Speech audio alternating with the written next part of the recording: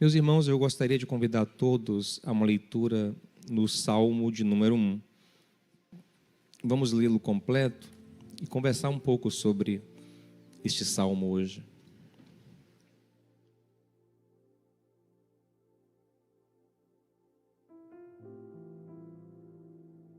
Também cumprimento quem está acompanhando pela internet, que o Senhor te abençoe onde você estiver.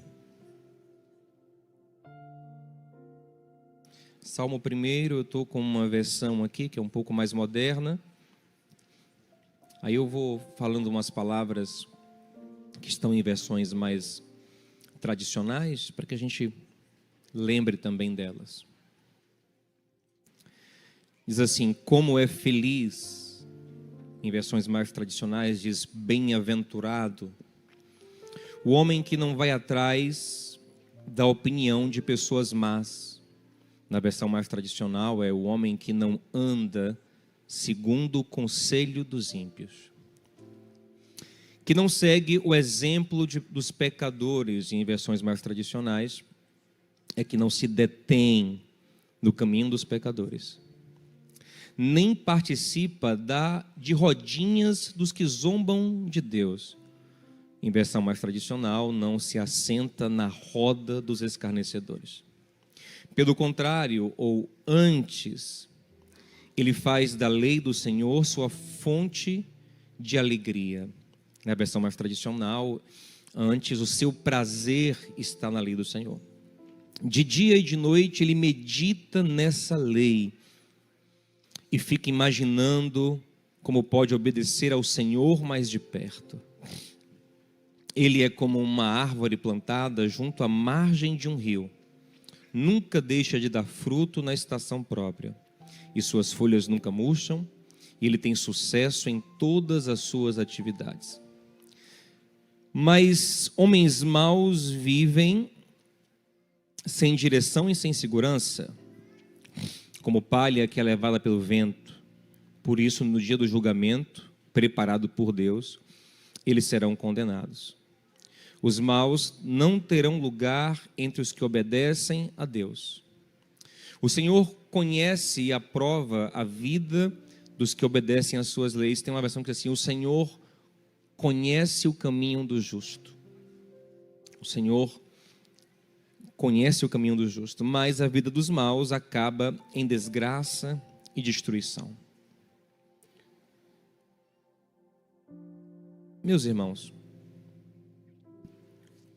esse salmo, ele é o primeiro do saltério, que é a coleção dos salmos do povo hebreu, que são orações, são canções, são confissões devocionais deste povo.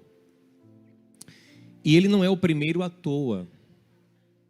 Esse livro está organizado assim há milhares de anos. Escribas judeus organizaram este livro assim, com uma intenção.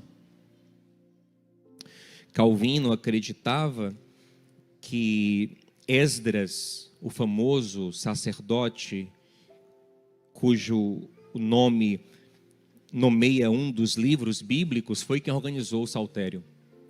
Ele acreditava que era possível que Esdras tivesse organizado. Mas seja quem for que organizou, colocou esse primeiro salmo aqui de uma maneira muito intencional, porque ele é um salmo diferente. Ele é um salmo sapiencial. Observe que não tem neste salmo nenhum pedido a Deus, não tem lamentações, não tem confissões profundas. O que marca muitos outros salmos é um salmo de sabedoria. É um salmo que poderia muito bem estar no livro dos Provérbios. Todo ele é bem parecido, inclusive, com a temática de Provérbios, fazendo distinção entre justos e ímpios. E o organizador dos salmos escolhe começar com este para nos dizer o seguinte: que toda a comunhão com Deus que vai aparecer neste livro, ela vai diferenciar justos e ímpios. Então ele coloca um salmo que diferencia justos e ímpios para dizer, a partir de agora, ter comunhão com Deus, buscar a Deus é a vida do justo. Não buscar a Deus, não ter comunhão com Deus, não ter parte no coração de Deus, é uma vida de impiedade. E aí a primeira coisa que a gente tem que... E aí ele vai mostrar que justos e ímpios vão ter frutos bem diferentes na vida.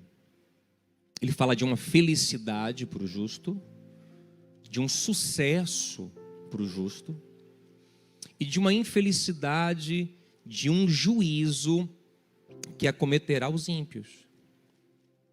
Mas antes da gente progredir, é importante que a gente aprofunde a nossa consciência de quem são justos e ímpios de fato.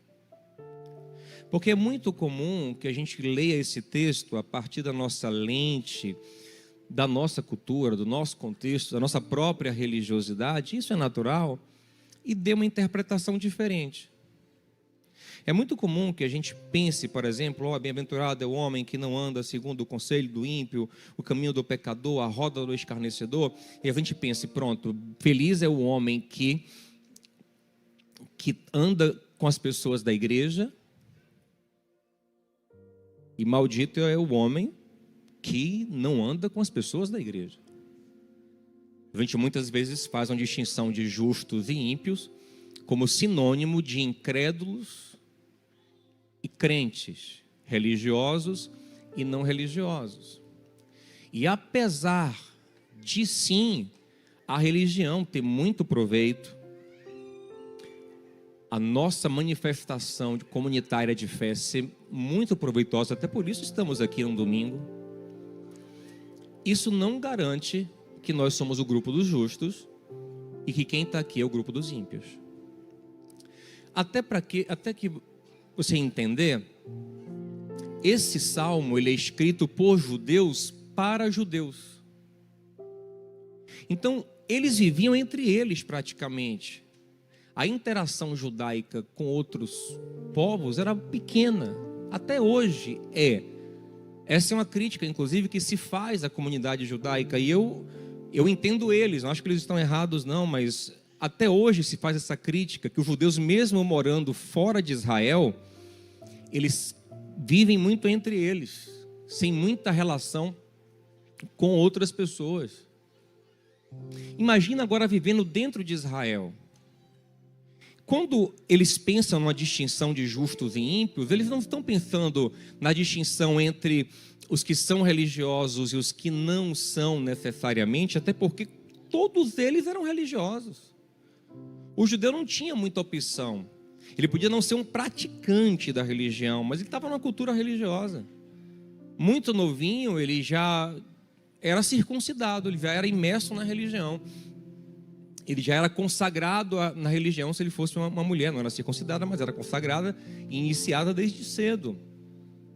Então, eles estão falando de justos e ímpios, mas por um fruto de vida do que por uma confissão religiosa, ok, gente?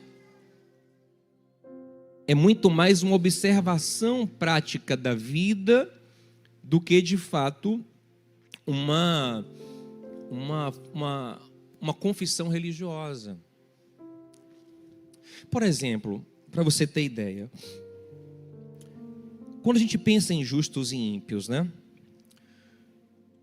Olha, há degraus aqui de impiedade. Todo mundo que comenta esse salmo fala desses degraus da impiedade, né? Começa com ímpio, depois vai para pecador e termina com escarnecedor. Começa com ouvir, depois andar, depois se assentar. Há uma gradação do mal, que é uma degradação de vida.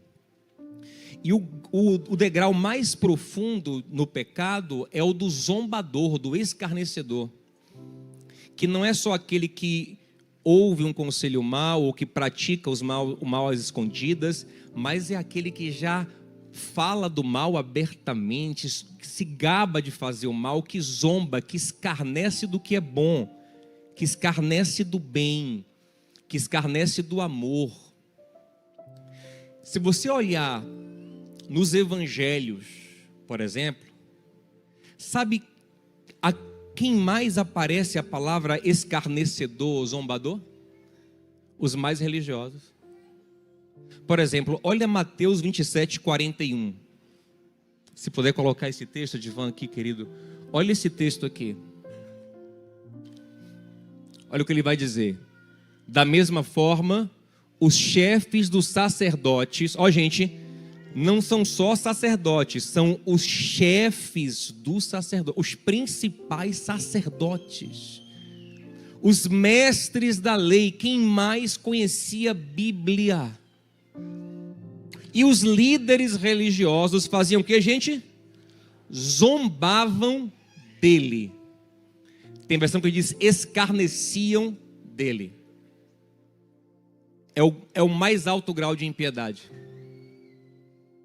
E observe, a palavra ímpio vem de impiedoso. Sabe o que é impiedoso? Quem não tem piedade, quem não tem amor, quem não tem empatia, quem não tem misericórdia. No hebraico original é rachaim, que é perverso.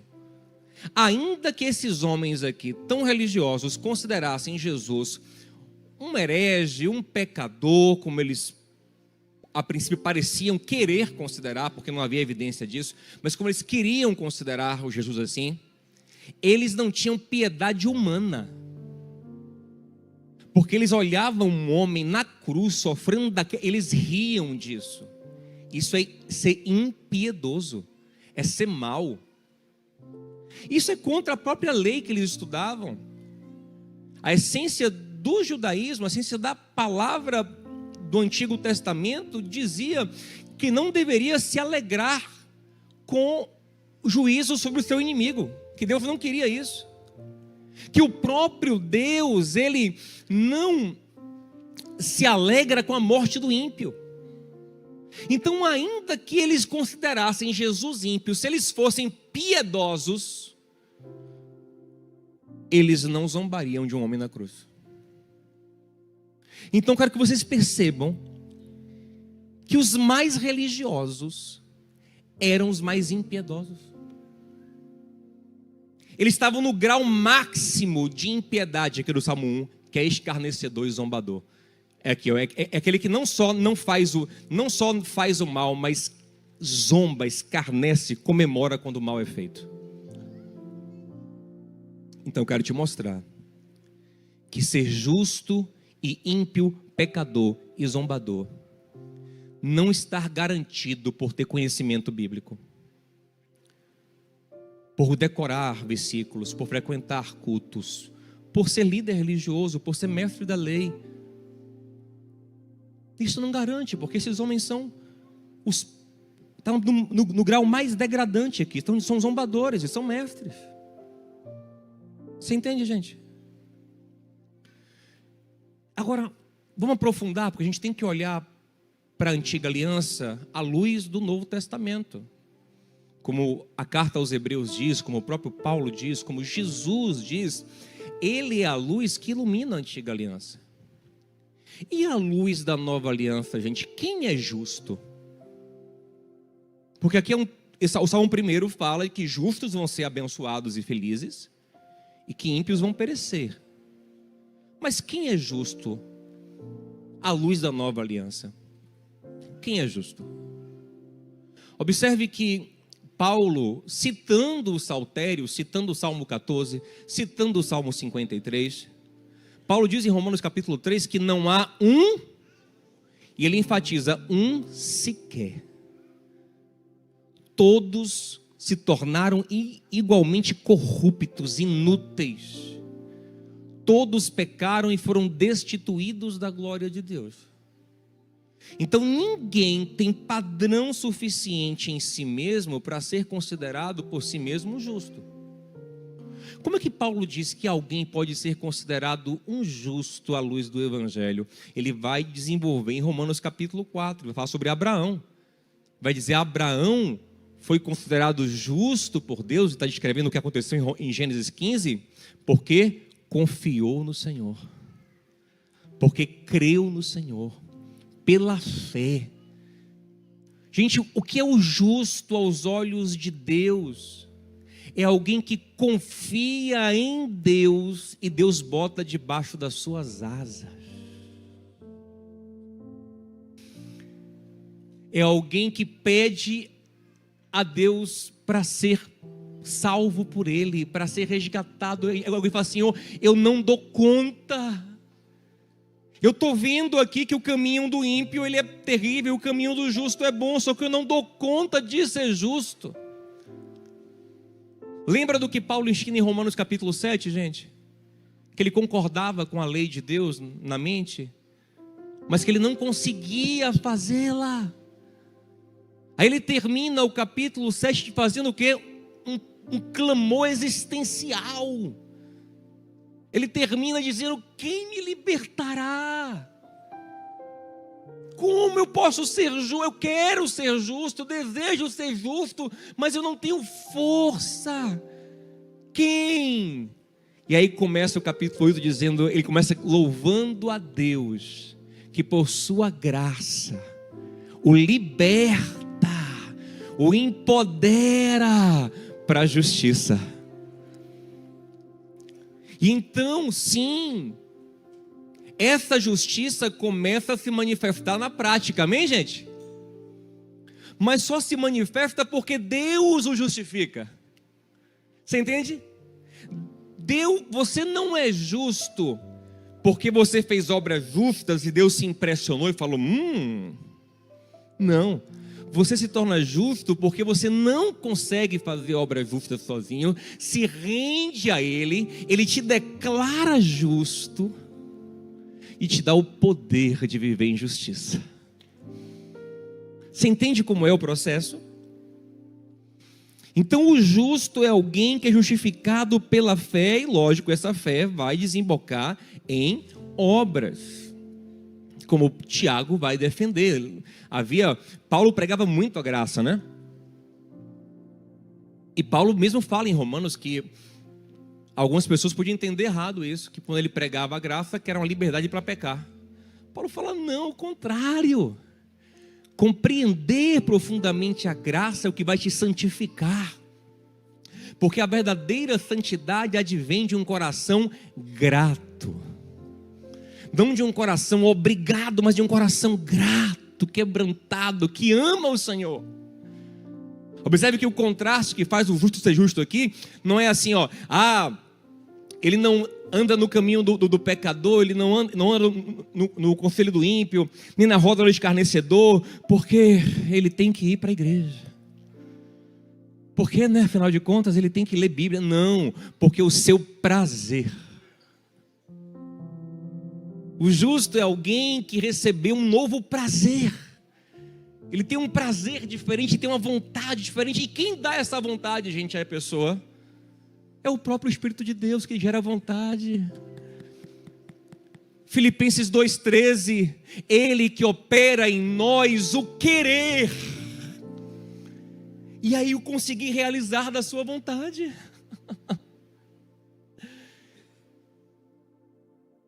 Se você tem vontade da palavra, tem vontade, tem fome de palavra, de conhecer o Senhor, de andar com o Senhor, se os louvores tocam de verdade em você, se você está sendo, isso é graça de Deus. Ninguém vem a mim se o Pai não trouxer. É Ele quem gera em nós. É Ele que abre os nossos olhos para que vejamos as maravilhas da sua lei. Então a gente tem que começar logo com essa humildade, de saber que justo não é qualquer pessoa religiosa. Justo é gente justificada pelo Senhor, pela graça, que vão dar sim obras de justiça, mas porque o Senhor o trouxe para si. Porque o Senhor derramou sobre ele capacidade, força, graça, o justificou. Por isso ele se mantém de pé, por causa da graça de Deus. Amém, gente? E aí, ouça uma coisa. Se a gente não entender isso, a gente cai geralmente no engano. Porque muitas vezes tem pessoas que não frequentam a igreja, que são às vezes de pouca fé, mas que pela graça de Deus, pela graça comum do Senhor, porque o Senhor faz nascer o sol sobre justos e injustos, amém, gente? Então o Senhor derrama graça sobre todas as pessoas. Pela graça, eles conseguem caminhar um caminho de justiça. Não um caminho de justiça salvífica, porque a salvação, nenhum comportamento bom humano é suficiente para a salvação. Salvação é algo tão grandioso que só poderia ser pago pelo perfeito, que é Jesus. Mas tem gente que é menos ímpio, tem incrédulo menos ímpio do que crente. E tem crente mais ímpio do que incrédulo. Porque não é pelo nível de religiosidade, mas é pelo fruto. O quanto esse fruto é amoroso, porque amor é a essência da lei, amém, gente? Esses homens e mestres da lei conheciam a lei toda, mas não praticavam nada. Pelo contrário, zombavam de um homem crucificado. Riam quando o homem estava crucificado. Se eles tivessem um mínimo da essência da lei no coração, eles estavam olhando assim, rapaz, que triste esse Jesus, né? Que coisa feia, olha, rapaz, olha. Estavam constrangidos. Não, eles se alegravam. Então eles eram mestres da lei, mas eram ímpios, eram impiedosos, eram zombadores, eram escarnecedores. Era a turma aqui, ó, que vai ser condenada. Que às vezes tem gente que, poxa, talvez passasse ali, ó, poxa, rapaz, eu nem conheço esse Jesus direito aí, eu nem acredito que ele é Messias, mas poxa, que coisa triste. Que triste morrer assim. Poxa, podiam pegar mais leve com o rapaz, porque para que tudo isso? Porque ele falou que era o Messias, deixa o cara ser Messias, achar o que ele quiser. Esse cara aqui pode ter menos religião, menos fé, mas é mais piedoso. É mais justo. Você entende, gente? Então, cuidado quando nossos parâmetros de justo e ímpio não serem confundidos. Cuidado. Agora, lógico, que nós queremos conhecer cada vez mais o Senhor. Queremos ser justos, justificados pelo Senhor e amigos dele. Amém, gente? Agora, depois de entender mais ou menos quem é justo e quem é ímpio, tem uma segunda questão que a gente tem que pensar.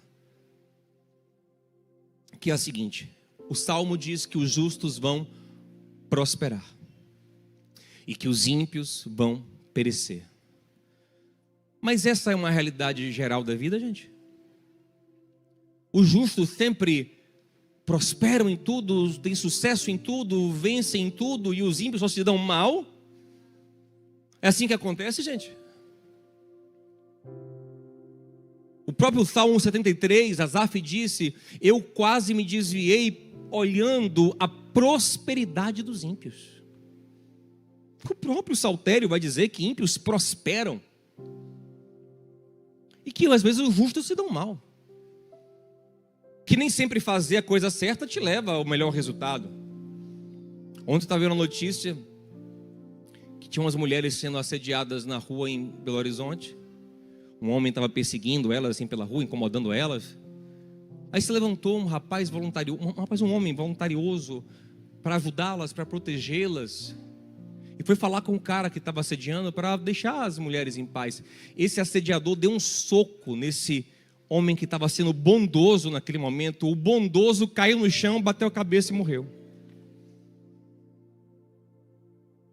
Nem sempre quem faz o bem se dá bem. Muitas vezes quem faz o mal se dá bem. Então a gente não pode olhar para esse salmo como um absoluto. Os justos sempre vão ter sucesso e os ímpios, os ruins, os perversos sempre vão se dar mal. Não. Isso seria uma negação da realidade e da teologia bíblica como um todo. Agora, tem duas formas de ver esse salmo. Uma eu vou falar agora e a outra eu vou do que esse salmo realmente promete. Uma eu vou falar agora e a outra eu vou deixar para o final, que é a coisa mais importante da nossa conversa hoje.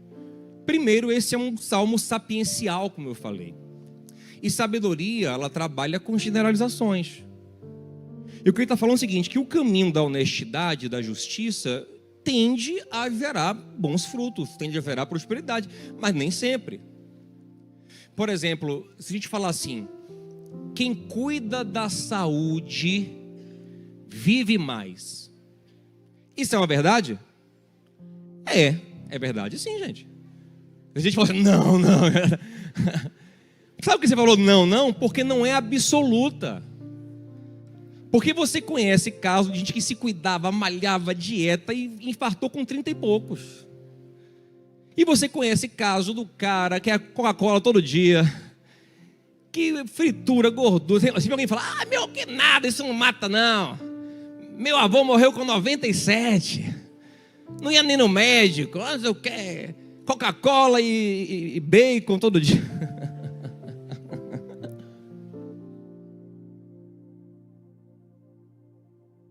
Isso é uma regra, isso é um princípio, mas não é uma regra absoluta, ok?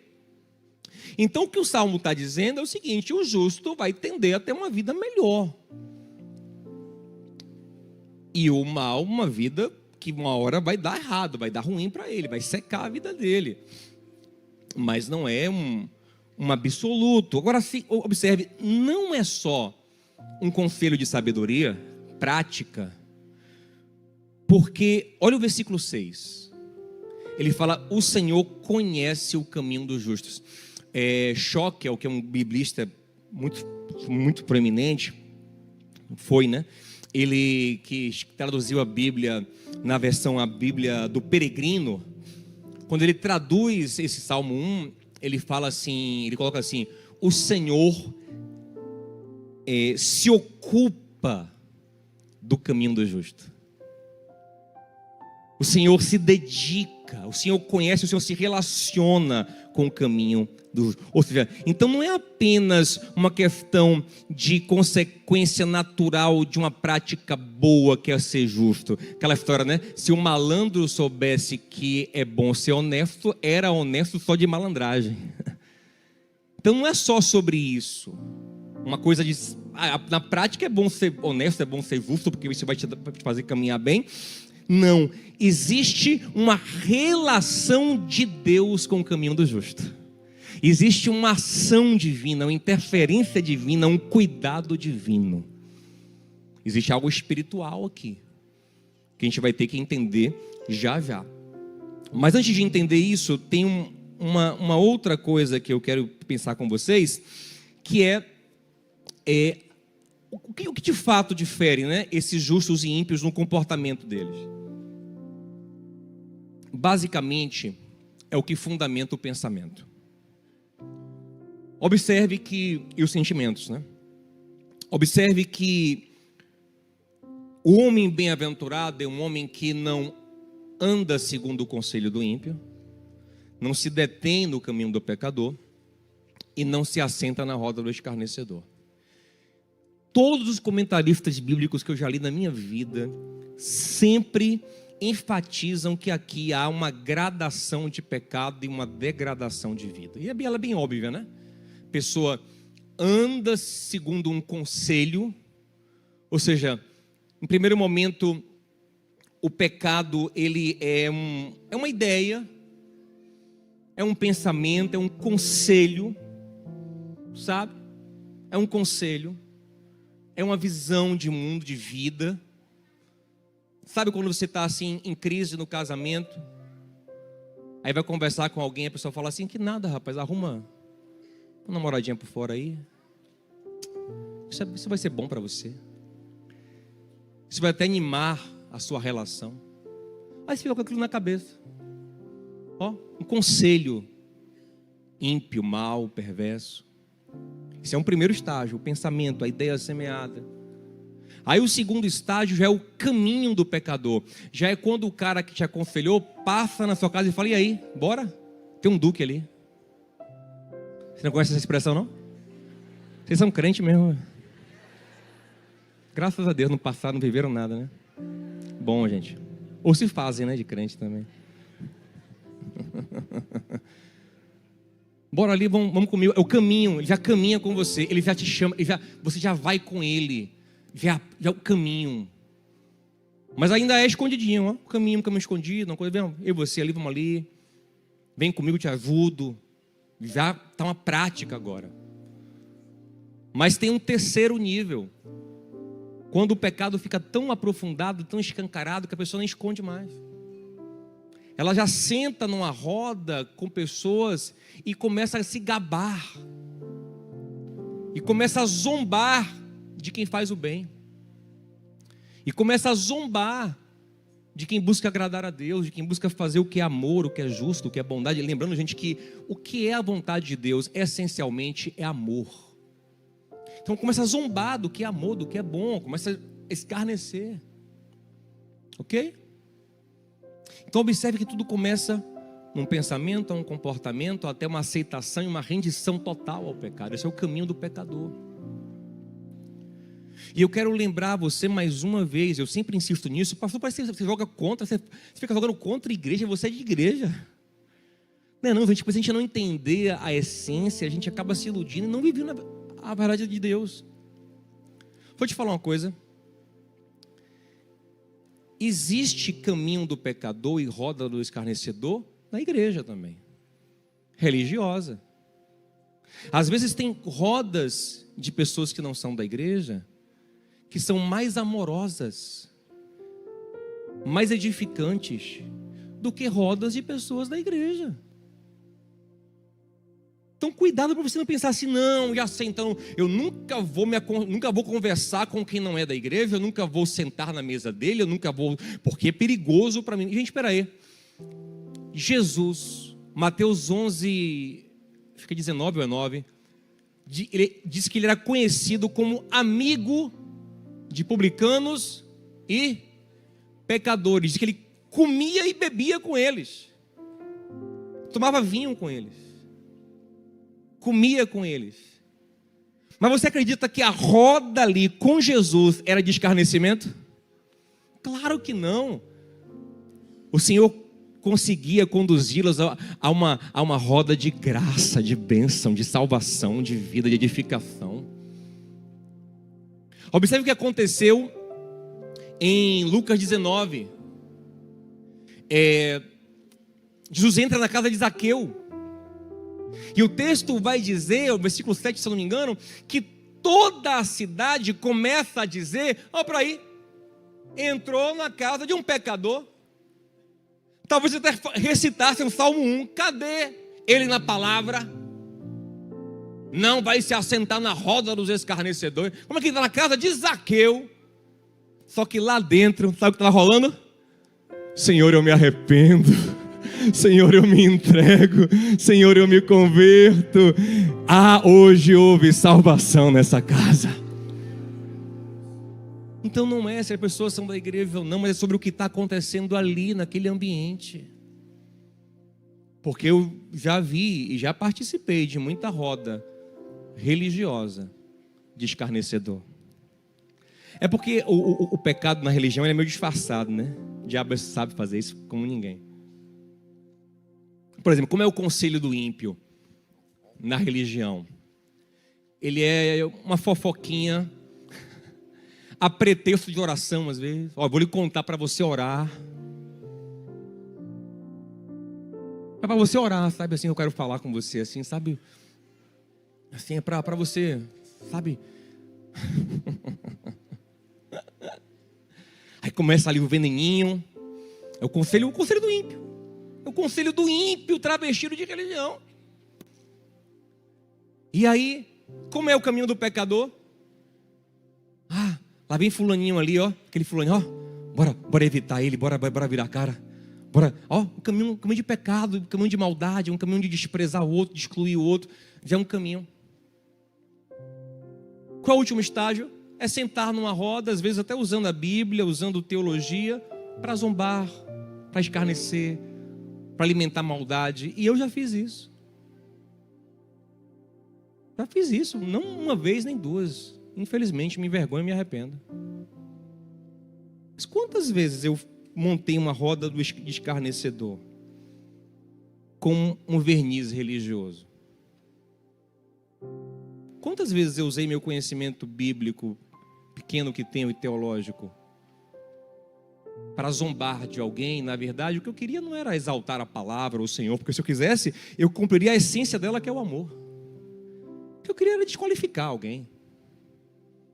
O que eu queria era me mostrar superior, era desconstruir, era rir da falha de alguém.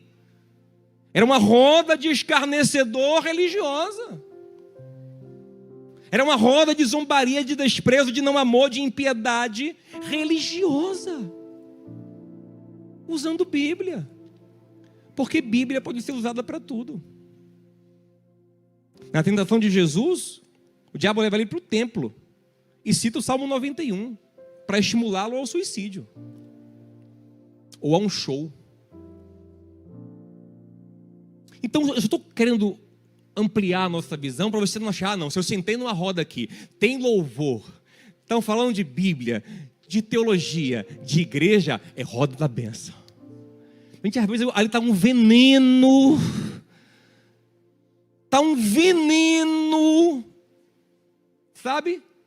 Maquiado de Bíblia. Um veneno maquiado de teologia. Um veneno maquiado de louvor.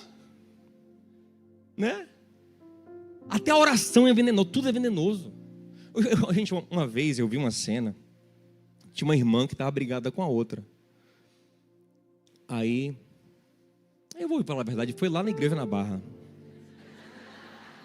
Ninguém vai saber quem foi, ninguém viu mesmo. E eu vou falar agora. Quando a gente for para Pituaçu, vou dizer, foi lá em Armação. E aí, rapaz, tinha uma irmã que estava brigada com a outra, né? Aí tinha uma sala de intercessão, ó, intercessor. Aí quando eu subo, assim que eu passei pela salinha, eu só ouço a irmã coordenando uma marcha profética, meu irmão. Nós pisamos, ela está derrotada, ela está amassada. Aí eu falei, ela, porque o diabo realmente é ele, né? Aí eu fiquei assim curioso, porque o diabo é ele. Ela, fiquei assim, o diabo não, será que é pombagira? Será que... Aí eu fiquei um pouquinho, daqui a pouco começou aquela mulher. E disse, rapaz, alguma pessoa aí que eles estão amaldiçoando. E aí daqui a pouco com mais umas pistas ali, né? Eu percebi, rapaz, é a irmã fulana, velho. Estão fazendo uma macumba gospel pesada. Para a irmã fulana.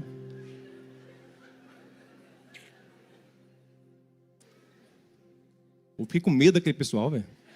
Medo retado daquele pessoal. Na época eu tinha mais medo dessas coisas. Eu falei, rapaz, que povo dá pesado esse aqui, velho. Uma bruxaria retada. Ainda bem que foram embora. Mas, gente, roda do escarnecedor, caminho do pecador, conselho do ímpio. Você entende, gente? Então, lógico que existe muito conselho do ímpio fora da igreja. Lógico, talvez muito mais até do que na igreja. Espero que sim. Mas também tem em nosso meio, é para a gente aprofundar a nossa concepção do que é esse caminho do pecador e o caminho do justo. Amém, gente? Não é só sobre ter verniz religioso, não é sobre a essência do amor, da graça de Deus, da vida em Deus, da justiça de Deus. Amém, gente? Sobre bondade, misericórdia, graça. Ok. E quem é o justo? Por que o justo não está nesses ambientes? Por que o justo não está participando disso? Como eu falei, porque ele é obrigado a Bíblia. Não, porque ele tem um outro prazer. Ele não está nesse ambiente porque ele já foi capturado por outra coisa. Ele gosta de outra coisa, aleluia. Não é porque, poxa, ali é massa, rapaz. Aquela galera ali, galera massa, mas eu sou crente. A galera massa é aquela ali, ó. Ali que eles, poxa, eles... Não. Ele tem um prazer diferente. O prazer dele é Deus. Não é que o prazer dele, gente, é só ficar lendo textos antigos, não, gente. Não. O prazer dele é o que o texto revela. É de quem o texto fala, é essa essência, amém? O prazer dele é conhecer o Senhor. Que o Senhor é maravilhoso.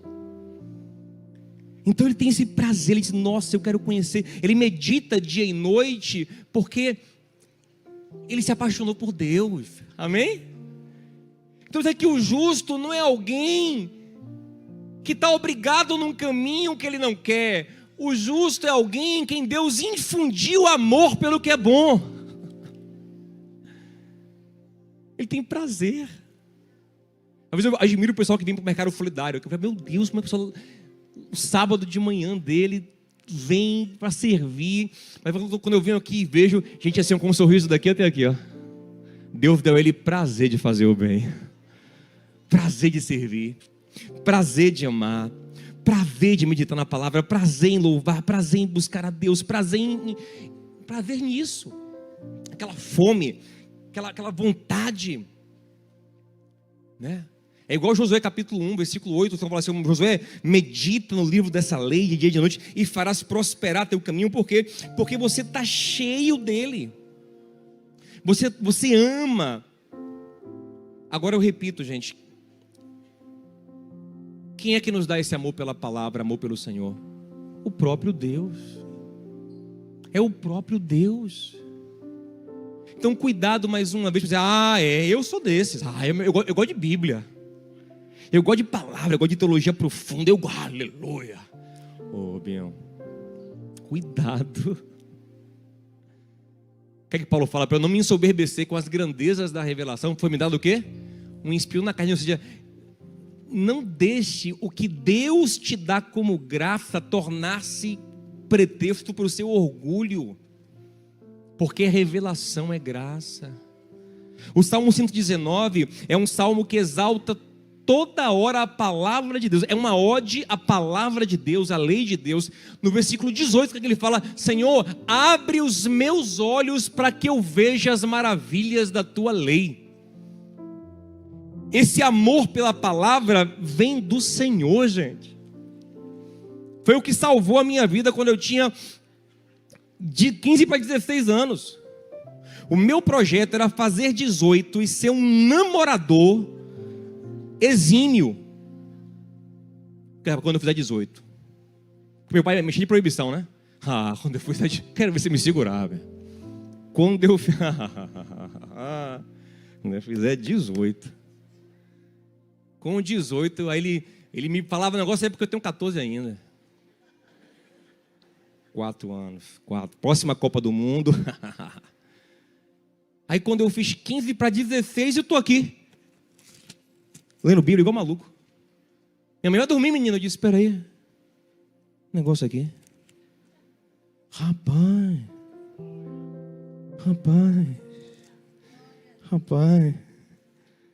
Aí chegou 18, eu falei, não, eu quero ser crente agora.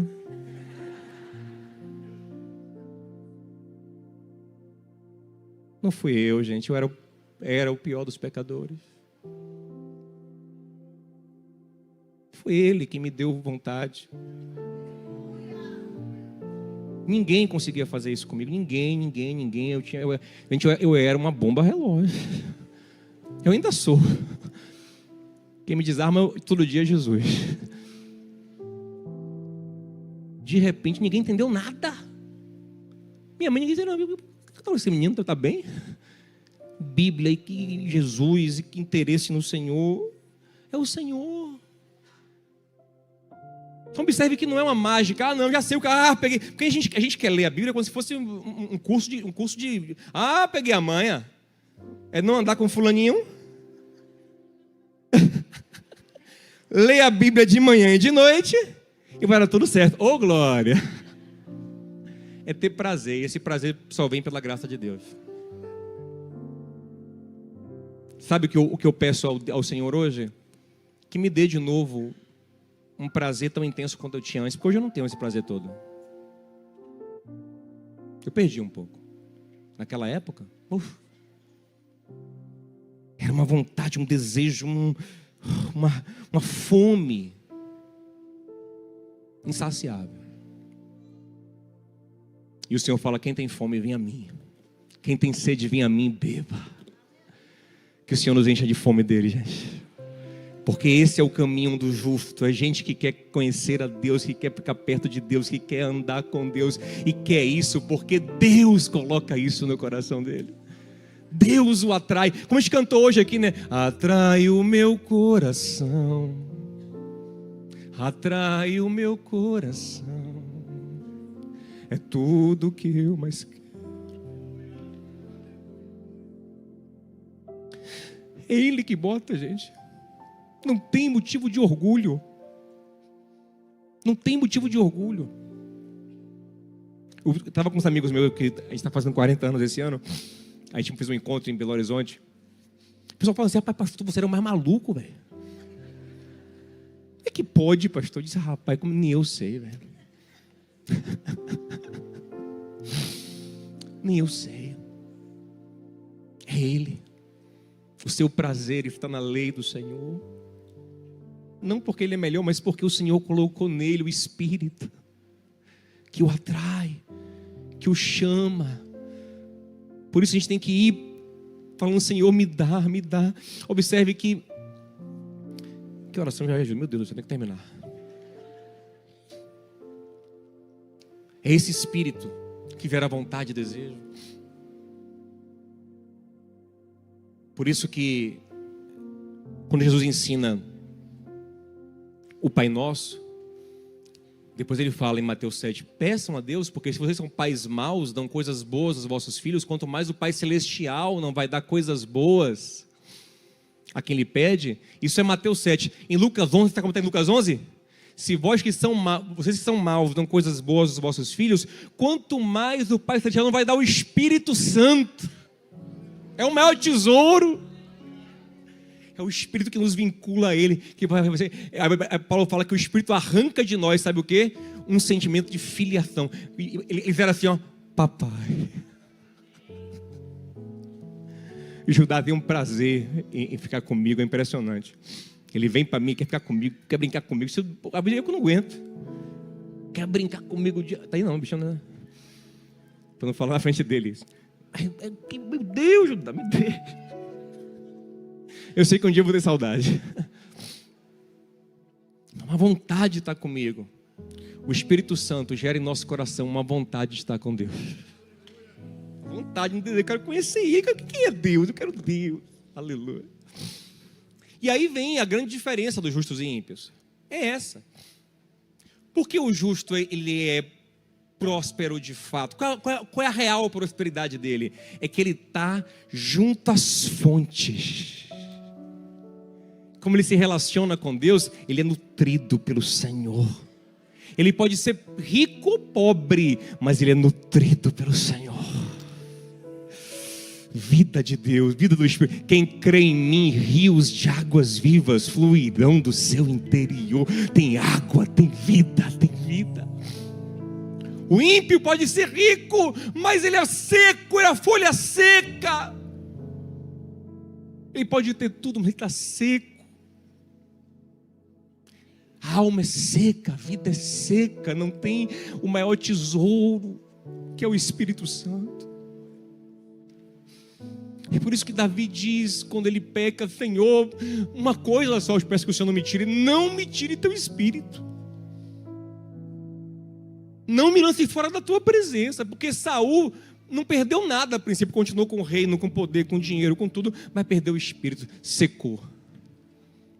Davi perdeu o reino, perdeu um monte de coisa, mas continuou em comunhão com Deus. Frutificou até o fim. As folhas não murcharam. Deu fruto. Aleluia. Essa é a diferença do Salmo 1. Não é que um vai ficar rico, outro vai ficar pobre. Um vai ter saúde, outro vai ficar doente. É que um está plantado junto às fontes. Um é regado por Deus. E o outro está seco. Porque não confia no Senhor, confia em si mesmo e faz o mal. Esse salmo aqui é um retrato exato de Jeremias 17. Maldito é o homem que confia em si mesmo, no que é humano, no mal, porque será uma árvore plantada na terra seca, vai secar. A vida vai secar, mas bendito é o homem que confia no Senhor. É como uma árvore plantada junto às fontes. Ele é renovado, ainda que o homem exterior se corrompa, como Paulo diz, no homem interior ele é renovado todos os dias. Amém, gente?